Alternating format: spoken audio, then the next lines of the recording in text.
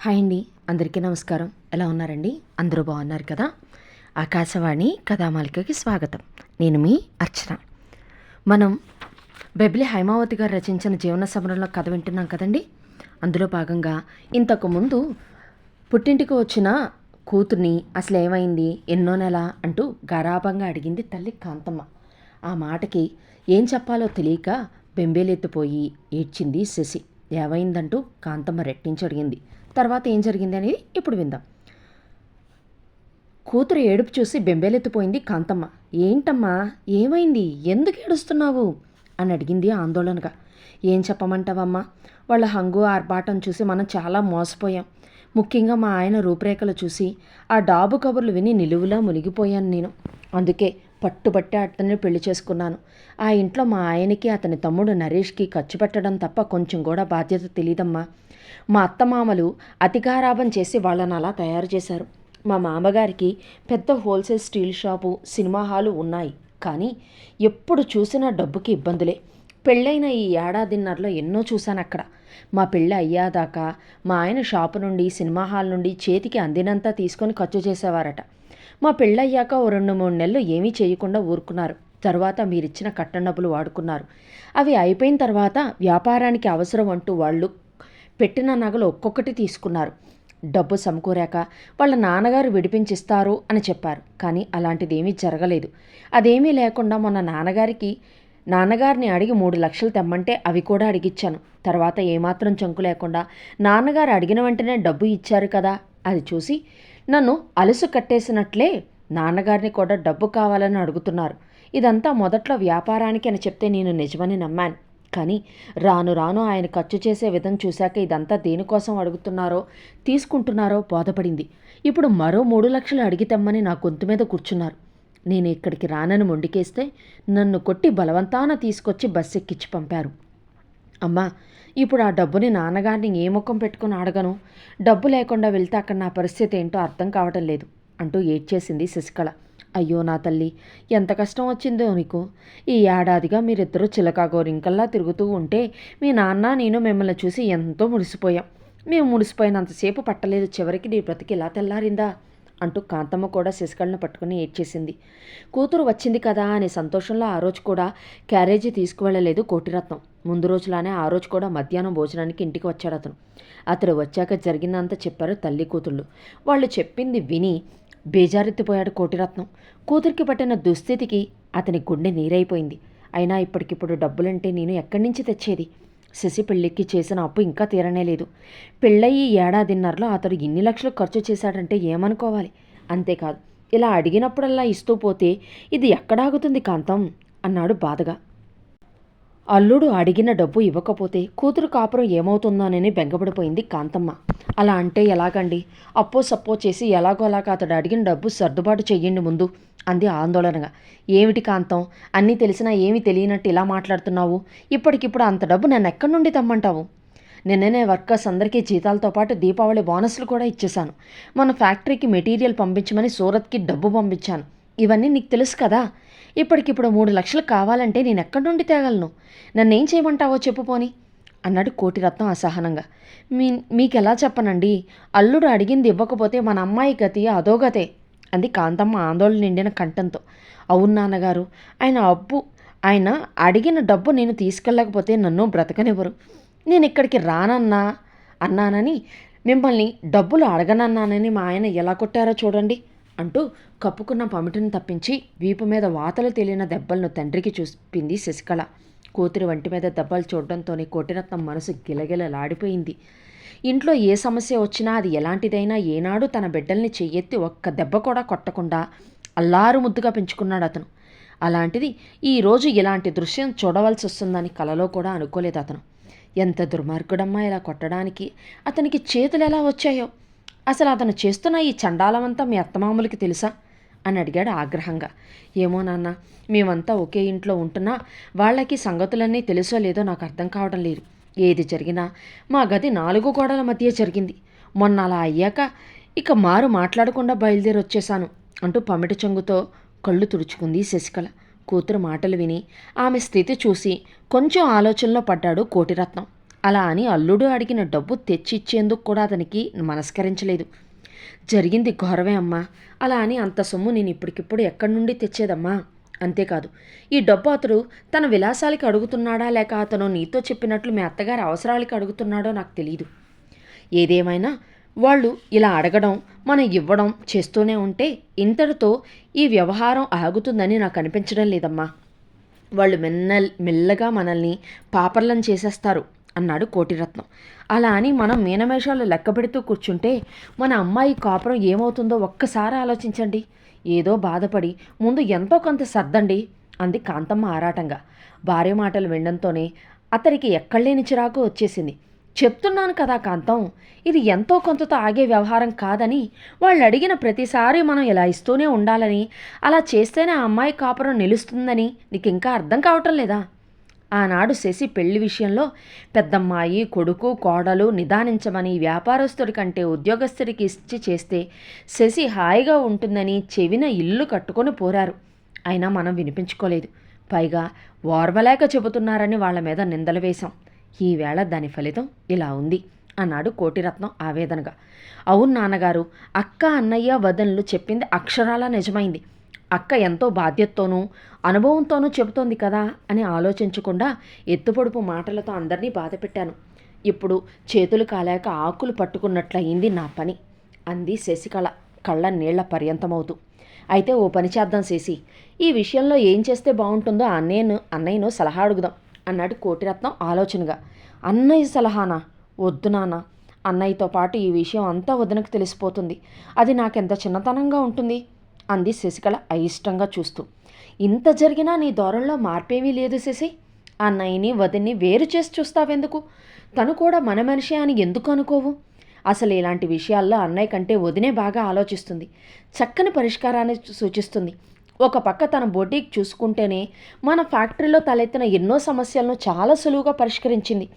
వదిన ఇంట్లో ఖాళీగా ఉండలేక ఏదో సరదా కోసం మన ఇంట్లో పనికి రాకుండా మూలపడేసిన వస్తువులతో తన నైపుణ్యాన్ని ఉపయోగించి అందమైన బొమ్మల్ని తయారు చేస్తే చూసి మెచ్చుకోవాల్సింది పోయి ఎంత చులకనగా మాట్లాడేదానివి నువ్వు. ఎందుకు గతిలేని వాళ్లే ఇలాంటివి పనులు చేస్తారని హేళన చేసేదానివి, గుర్తుందా? కానీ ఈవేళ మీ వదిన తన బొటీక్ను మన సిటీలో నెంబర్ 1 స్థానానికి తీసుకెళ్ళింది. తను చేసే వస్తువులను చూసి అంతా మెచ్చుకుంటున్నారు. ప్రతిదీ హాట్ కేక్ లాగా అమ్ముడుపోతుంది. విదేశాల నుండి కూడా కుప్పలు తెప్పలుగా ఆర్డర్స్ వచ్చి పడుతున్నాయి. తను ఏ పని చేసినా ఎంతో శ్రద్ధగా, అంకిత భావంతో చేస్తోంది. అయినా తాను ఇంత ఎత్తుకు ఎదిగినా ఏమాత్రం అతిశయం, అహంకారం ప్రదర్శించదు. పైగా ఇదంతా మీ అక్క జయంతి ఇచ్చిన సలహా వల్లనే సాధ్యమైంది అంటుంది కృతజ్ఞతగా. నేనెప్పుడూ ఒకటే అనుకుంటాను శశి, శారదను ఈ ఇంటి కోడలుగా ఎంపిక చేసి చాలా మంచి పని చేశానని. నువ్వు తనని సరిగా అర్థం చేసుకోలేదు, కానీ చేసుకుని ఉంటే ఇలా మాట్లాడేదానివి కాదు. అక్క చూడు వదినతో ఎంత స్నేహంగా ఉంటుందో. మరి నీకెందుకమ్మా మీ వదినతో ఈ అకారణ వైరం అన్నాడు కోటిరత్నం మందలిస్తున్నట్లుగా. తండ్రి మాటలు విని ఆలోచనలో పడింది శశికళ. నిజమే, నాన్నగారు అన్నట్లు వదినతో నాది అకారణ వైరమే. పాపం వదిన పెళ్ళై ఈ ఇంటికి కోడలుగా వచ్చిన దగ్గర నుండి నాతో స్నేహం కలపాలని ఎంత ఆరాటపడింది. నేనే మూర్ఖంగా ఎప్పటికప్పుడు తన మనసు నొప్పించి పిచ్చి ఆనందం పొందుతూనే వచ్చాను, కానీ అది తప్పనుకోలేదు. పైగా అది గొప్పగా భావించాను అనుకుంది పశ్చాత్తాపంగా. వెంటనే తండ్రితో, సరే నాన్నగారు, మీరు చెప్పినట్లే చేద్దాము. అన్నయ్యకు కబురు పెట్టండి, వదన్ని కూడా తీసుకురమ్మని చెప్పండి అంది శశికళ తేటగా చూస్తూ. కూతుర్లో వచ్చిన ఈ మార్పు చూసి సంతోషించాడు కోటిరత్నం. కొడుకు కోడలు వస్తే ఈ సమస్యకి ఏదో పరిష్కారం దొరుకుతుందని కాంతమ్మ అనుకుంది ఆశగా. తండ్రి పిలిచిన కారణం తెలియకపోయినా రాత్రి 9 గంటలకి భార్యను, పిల్లలను తీసుకొని అక్కడికి వచ్చాడు శ్రీపతి. రావడంతోనే ఇంట్లో ఉన్న చిన్న చెల్లెల్ని చూసి ఆశ్చర్యపోతూ, నువ్వెప్పుడొచ్చావమ్మా? నువ్వు వచ్చినట్లు నాన్నగారు కూడా చెప్పనే లేదు నాకు అన్నాడు. మొన్న సాయంత్రం వచ్చానన్నయ్య, నాన్నగారితో నేనే చెప్పొద్దన్నాను, అందుకే చెప్పలేదు అంటూ ఆప్యాయంగా శారద వైపు తిరిగి, బాగున్నావా వదినా అంటూ పలకరించి ఆమె చేతులు అందుకుంది శశికళ. పెళ్ళైన ఇన్ని సంవత్సరాల తర్వాత తనంత తానుగా ఎంత ఆప్యాయంగా పలకరించిన ఆడబడుచు వైపు కొంచెం ఆశ్చర్యంగా చూస్తూ, బాగున్నానమ్మా, నువ్వెలా ఉన్నావు? మా తమ్ముడుగారు రాలేదా అంటూ కుశల ప్రశ్నలు వేసింది శారద. లేదొదినా, నేనొక్కదాన్నే వచ్చాను అంటూ మేనల్లుణ్ణి, మేనకోడల్ని ఆప్యాయంగా దగ్గరకు తీసుకుంది. ఆడపడుచు పిల్లల్ని అలా దగ్గరకు తీసుకోవడం కూడా శారదకు కొంచెం ఆశ్చర్యం పరిచింది. అందరూ కొంచెం రిలాక్స్ అయ్యాక కాంతమ్మ పిల్లలిద్దరినీ తీసుకుని లోపలికి వెళ్ళింది నిద్రపుచ్చేందుకు. ఆమె తిరిగి వచ్చేలోగా శశికళ పెళ్ళైన దగ్గర నుండి జరిగిన అన్నిటినీ కొడుకు కోడలికి టూకీగా చెప్పాడు కోటిరత్నం. మనం కట్టంగా ఇచ్చిన డబ్బు అయిపోయింది. వాళ్ళు పెట్టిన నగలన్నీ తీసేసుకున్నారు. అవి చాలవన్నట్లుగా బిజినెస్ డెవలప్మెంట్ పేరు చెప్పి 2 నెలల క్రితం 3 లక్షలు తీసుకువెళ్లారు. తీసుకుంటున్నప్పుడు నెల 2 నెలల్లో ఆ డబ్బు తిరిగి ఇచ్చేస్తామని చెల్లితో చెప్పించాడు అతను. ఇప్పుడు అది ఇవ్వకపోగా మరో 3 లక్షలు తెమ్మని శశిని బలవంతంగా పంపాడు ఇక్కడికి. అది ఇక్కడికి వచ్చి డబ్బు అడగనందని దాన్ని బాగా కొట్టి బస్సెక్కించాడు వాళ్ళ ఆయన. ఆ దెబ్బలు చూస్తే నా కడుపు తరుక్కుపోతుంది. అమ్మేమో అదంతా చూసి ఎలాగోలాగా ఆ డబ్బు సర్దుబాటు చేద్దామంటోంది. నాకైతే ఎంతమాత్రం అలా ఇవ్వడం ఇష్టం లేదురా శ్రీపతి. ఏం చేయమంటావు నువ్వు? అమ్మా శారదా, నీ అభిప్రాయం కూడా చెప్పమ్మా అన్నాడు కోటిరత్నం ఇద్దరిని ఉద్దేశించి. జరిగిందంతా విని శారదా శ్రీపతులు నిశ్చేష్టులయ్యారు. శశికళ ఒంటి మీద కనిపిస్తున్న దెబ్బలు చూడడంతోనే ఇద్దరి కళ్ళు నీటితో నిండిపోయాయి. కొంచెం సేపటికి తెప్పరిల్లిన శ్రీపతి, ఇప్పుడు ఏమనుకుని ఏం లాభం నాన్నగారు? ఆ సంబంధం వచ్చినాడు జయంతి, నేను, మీ కోడలు వాళ్ల తీరు నచ్చలేదని, ఈ సంబంధం మనకి వద్దని ఎంత చెప్పాము. మా మాట మీరు ముగ్గురూ వినిపించుకోలేదు. అలా విని ఉంటే ఈరోజు మనకి పరిస్థితి వచ్చి ఉండేది కాదు. కనీసం 2 నెలల క్రితం చెల్లి బావ డబ్బు కోసం వచ్చిన సంగతి ఇప్పటిదాకా మీరు మాకు చెప్పనేలేదు. అలా చెప్పుంటే ఇప్పుడు అదే మళ్ళీ ఇలా రిపీట్ అయ్యేది కాదు అన్నాడు శ్రీపతి బాధ నిష్ఠూరం కలగలిపిన స్వరంతో. జరిగిపోయిన దాని గురించి ఎంత ఆలోచించినా మార్చలేం కదా. జరగవలసిన దాని గురించి ఆలోచించండి ముందు అంది కాంతమ్మ. అవునండి, తప్పొప్పులు ఎంచడానికి ఇది సమయం కాదు. ఇప్పుడు ఏం చేస్తే మనం ఈ సమస్య నుండి బయటపడగలమో ఆలోచించాలి మనందరం కలిసి అంది శారద. అవునమ్మా, నేనంటున్నది అదే అంది కాంతమ్మ తనకు వత్తాసు పలికిన కోడలి వంక అభిమానంగా చూస్తూ. శారద మాటలు విని ఆశ్చర్యంగా చూసింది శశికళ. తాను గతంలో ఆమెను ఎన్నిసార్లు ఎంతగా అవమానించినప్పటికీ అవన్నీ మనసులో పెట్టుకోకుండా ఈరోజు నాకు ఎదురైన సమస్యను ఇంటందరి సమస్య అన్నట్లు మాట్లాడుతున్న వదిలిగారి పట్ల మొదటిసారిగా గౌరవభావం కలిగింది ఆమెకు. కృతజ్ఞతగా శారద 2 చేతులు పట్టుకొని వదినా అంది క్షమాపణ కోరుతున్నట్లుగా చూస్తూ. ఆమె కళ్ళ నుండి కన్నీళ్లు జాలువారాయి. ఆమె ప్రమేయం లేకుండానే శారద అనునయంగా భుజం తట్టి కళ్ళు తుడిచి శశికళను దగ్గరికి తీసుకుంది. శ్రీపతి, ఏంటమ్మా ఇది, ఇలా బేలవైపోతే ఎలా అని చెల్లెల్ని ముంగురులు సవరిస్తూ, అది సరేనమ్మా, ఇప్పుడు జరిగింది పక్కన పెట్టు. అంతకుముందు బావగారు నిన్నెలా చూసేవారు అని అడిగాడు మొత్తం విషయం తెలుసుకునే ఉద్దేశంతో. ఏం ప్రశ్నరా అది? నేను చెప్పాను కదా అంతాను. మళ్ళీ రెడ్డొచ్చి మొదలా అన్నట్లు అలా అడుగుతావేంటి? అతను నిజంగా బాగానే చూసుకునేవాడైతే ఇలాంటి పరిస్థితి ఎందుకు వస్తుంది అన్నాడు కోటిరత్నం విసుగ్గా కొడుకు వంక చూస్తూ. మీరు ఉండండి నాన్న, చెల్లిని నార్మల్లోకి తెచ్చేందుకు అడిగాను, ముందు తనని మాట్లాడనివ్వండి అంటూ చెల్లెలి వైపు తిరిగి నువ్వు చెప్పరా అన్నాడు శ్రీపతి లాలనగా. అన్నగారు అలా అడగడంతోనే ప్రస్తుతం ఉన్న పరిస్థితిని మర్చిపోయింది శశికళ. పెళ్ళైన కొత్తలో భర్త చూపించిన అనురాగం తలుచుకోవడంతోనే ఆమె ముఖం ఆనందంతో పిచ్చుకుంది. పెళ్ళైన కొత్తలో ఆయన నన్ను చాలా బాగా చూసుకునేవారన్నయ్య. నా నోట్లో నుండి మాట రావడం ఆలస్యం. నేనేది కోరినా క్షణాల్లో అది నా ముందుండేది. కానీ రాను రాను ఆయన ప్రవర్తనలో చాలా మార్పు వచ్చింది అంది. అతడి గురించి చెప్పడం మొదలుపెట్టినప్పుడు ఉన్న ఉత్సాహం ఆ మాట ముగించే సమయానికి అదృశ్యమైంది. దాని స్థానే అంతులేని నిరాశ చోటు చేసుకుంది ఆమె గొంతులో. ఇంతకాలం అతడు తన మీద చూపించిన ప్రేమంతా నటన అనే విషయాన్ని ఎంత జరిగినా ఆమె జీర్ణించుకోలేకపోతోంది. శశి, అతడికి వ్యసనాలేమైనా ఉన్నాయా? తాగుడు, పేకాంట లాంటివి అని అడిగింది శారద. ఆ ఊరిలో చేతి నిండా డబ్బులాడేవారికి వ్యసనాలు అలవడ్డంలో ఆశ్చర్యం ఏముంది వదినా? తనకు అన్ని వ్యసనాలు ఉన్నాయి. కాకపోతే నాకు చాలా ఆలస్యంగా తెలిసాయి అంతే. ఆనాడు పెళ్లి సంబంధం వచ్చినప్పుడు ఎందుకో వీళ్ళు చాలా తేడాకాళ్ళలా ఉన్నారు, మనకి సంబంధం వద్దని అన్నయ్య చెప్పినప్పుడు నా నెత్తిన ఏ శనిదేవత తిష్ట వేసిందో కానీ వాళ్ళు కోసిన కోతలన్నీ నిజమని నమ్మాను. ఇకపై నాదంతా మహారాణి భోగమే అనుకున్నాను. నాకు పుట్టబోయే అదృష్టానికి కుళ్ళుకొని మీరంతా కలిసి సంబంధానికి అడ్డు కొడుతున్నారని భ్రమపడ్డాను. అతడే నా కలల రాకుమారుడు అనుకున్నాను. నా మాట కాదంటున్న మీరంతా బద్ధశత్రువుల్లానే కనిపించారు. అందుకే అమ్మా నాన్నలు కూడా నా మాటలు బలపరచడంతో నా ఆలోచన సరైందే అనుకున్నాను. అప్పుడు మా అత్తగారింట్లో మా మామగారికి తప్ప ఎవరికీ కొంచెం కూడా బాధ్యత లేదు వదినా. ఆ సంసార వైభోగం అంతా మేడిపండు చందమని చాలా ఆలస్యంగా తెలుసుకున్నాను. మొదట్లో మా ఆయన నా తోడితే లోకం అన్నట్లుగా ఉండేవారు. క్రమేపీ తన అసలు స్వభావం చూపించడం మొదలుపెట్టారు. అంటూ ఏడ్చేసింది శశికళ. ఊరుకోమ్మా అంది శారద అనునయంగా. ఎలా ఊరుకోమంటా వదినా? జరుగుతున్న తతంగం అంతా నా మనసుని ఎంత మండిస్తుందో తెలుసా? మా ఆయన మా మరిది నిత్యం ఫ్రెండ్స్ని వెంటేసుకొని బలాదూర్ తిరగడం తప్ప చేసే పనేం లేదు. లేదా ఇంట్లో కూర్చొని పేకాడతారు. నేను మా అత్తగారు వాళ్ళకి కాపలా కాసి కావలసిన కాఫీ పలహారాలు చేసి అందించేవాళ్ళం. ఇలా బాధ్యతారహితంగా ఉన్న కొడుకులను మందలించవలసిన మా అత్తగారు ఈ వయసులో కాకపోతే జీవితాన్ని ఇంకెప్పుడు అనుభవిస్తారు అనేవారు. వాళ్ళేదో పెద్ద ఘనకార్యం చేస్తున్నట్లు. మొదట్లో పెద్దల వైఖరే ఇలా ఉంటే ఇంకా పిల్లలు ఎలా బాగుపడతారు చెప్పు? అప్పుడు బోధపడింది వాళ్ళకి మనకి గల తేడా ఏమిటో. ఇదంతా చాలా గొప్పగా తమ కలిమికి చిహ్నంగా భావించారే కానీ మా మామగారు కూడా ఏది మంచో ఏది చెడో వివరించి చెప్పలేదు. ఏనాడు వాళ్లను అదేమని మందలించనూ లేదు. మొక్కై వంగనిది మానే వంగుతుందా? వయసుతో పాటు అలవాట్లు పెరిగాయి. అంతా అయ్యాక అప్పుడు కొలుకులు దారి తెప్పారని గ్రహించిన మా మామగారు బాధపడ్డారు. పెళ్లి చేస్తే బాగుపడతారని మా పెళ్లి చేశారు. కానీ పెళ్ళయ్యాక ఆయన తీరు చూసి అనవసరంగా వీడికి పెళ్లి చేసి ఆ పిల్ల గొంతు కోసామే అని బాధపడుతున్నారు. పెళ్ళయ్యాక ఆయన అలవాట్లు పెరిగాయే కానీ తగ్గలేదు. మా పెళ్ళయ్యాక ఆయనకి నా వలన మరొక ఫైనాన్షియర్ దొరికినట్లయింది. దాంట్లో ఇంట్లో ఆటపాటలతో పాటు జంకు గొంకు లేకుండా తరచూ ఇంటా బయట మందు పార్టీలు. వీటన్నింటితో పాటు ఆయనకు ఉన్న మరో పెద్ద వ్యసనం ఏంటంటే ఎప్పటికప్పుడు బైకులు మార్చడం. ఏ బండిని ఆయన 2-3 నెలలకు మించి వాడగా నేను చూడలేదు. ఎప్పటికప్పుడు లేటెస్ట్ బండి మార్కెట్లోకి రావడం ఆలస్యం. అది మా ఇంట్లో ఉండి తీరాల్సిందే.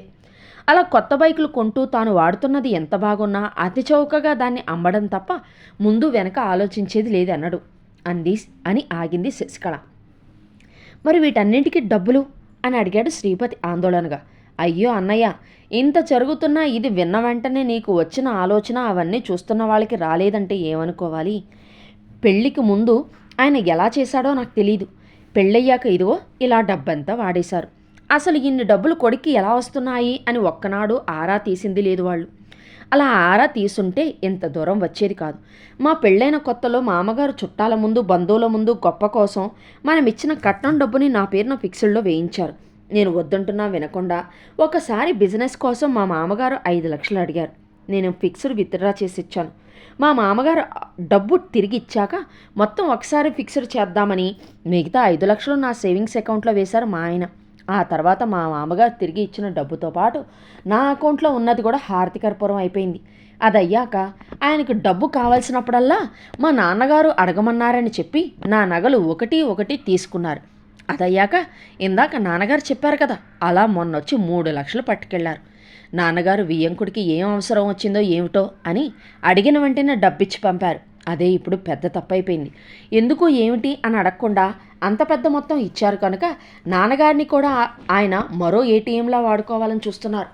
దాంతో ఆయన తీరేమిటో నాకు పూర్తిగా బోధపడింది. మా అత్తమామలతో ఇదంతా వివరంగా చెబుదామనుకున్నాను. ఇదంతా వాళ్లకు తెలియకుండా జరుగుతోందా లేదా అనే చిన్న అనుమానం వచ్చి ఆగాను నేను.